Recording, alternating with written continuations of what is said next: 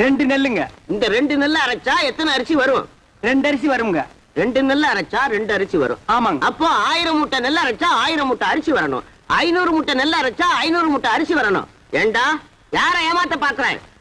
மோசக்காரா, எத்தனை பேரை ஏமாத்துறேன்? ஐயா கொஞ்சம் இருங்க. நீங்க கேட்ட கேள்வி கரெக்டான கேள்வி. அண்ணா நீங்க கணக்குல மாட்டிக்கிட்டீங்க. ஆமா, நீ கால்குலேட்டர், உன் பேர அவரு. சார், தயவு செஞ்சு உங்க 2 கண்ணை மூடிக்கங்க. இப்போ ஒரு கண்ணை மட்டும் ஓபன் பண்ணுங்க சார்.